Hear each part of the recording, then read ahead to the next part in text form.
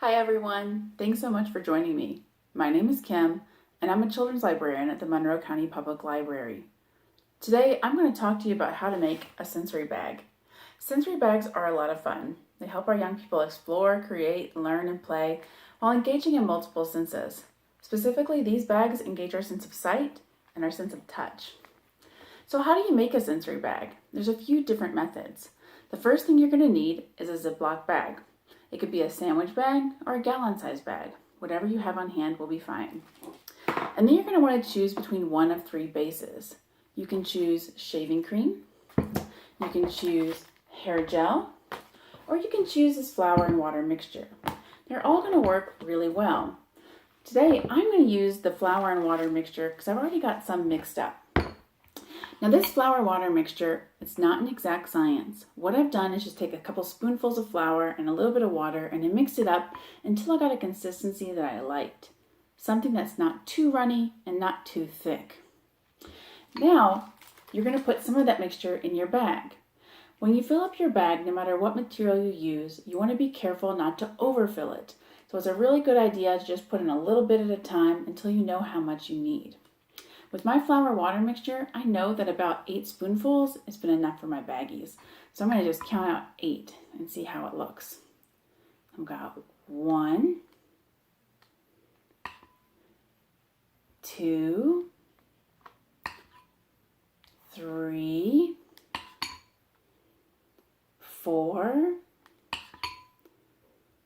5, 6,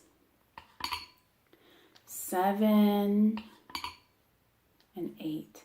All right, so I've got 8 scoops in my bag. It looks like it's about enough, and you can see that I got some on my little zip edges there. So I'm just going to wipe that right off.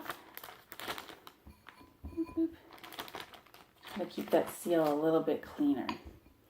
All right, now I can stop here and use my sensory bag as it is, or I can choose to add in a mix-in. You could add in, for example, sand to give your bag a little bit of texture, glitter to give it a little sparkle, or food coloring just to add a little bit of fun. And I'm going to add a little bit of food coloring today. I'm going to use this green. And I'm going to add maybe 3 drops to this. Boop, boop, boop, 3 drops. All right. Now I've got the mixture in the bag, I've got the food coloring in the bag, and now I need to seal it off. And a really good method to seal it off is to lay it flat on your table and very gently press toward that seam. This helps get all the air out of the bag. Okay, so I've got my bag filled up with the mixture. I've got the food coloring in there. I've got it sealed off. I'm going to smush it around and start mixing that color up. Yeah, and that green is really spreading in that mixture really nicely, isn't it? Yeah. Now, if you're worried as your little one plays with this bag that these seals might break, there's something you can do. You can tape the edges, just like I've done with this sample. And to do that, you'll take some duct tape, tear a piece a little bit longer than your bag is wide, attach it right to the edge of the bag like this, and fold it over. And then trim those excess edges off. And you're going to do that all the way around the bag, framing it just like my sample here. That will protect these edges from possible pops. Now, if you're worried that your little one would take a free bag like this and smash it up and pop it, you can tape it directly to your table. And then they could write on it like so. These sensory bags are a lot of fun to play with. They're pretty simple to make, and they're also just really great learning tools. One of the reasons multisensory tools are so helpful is that when we engage with multiple senses, we're activating different parts of our brain.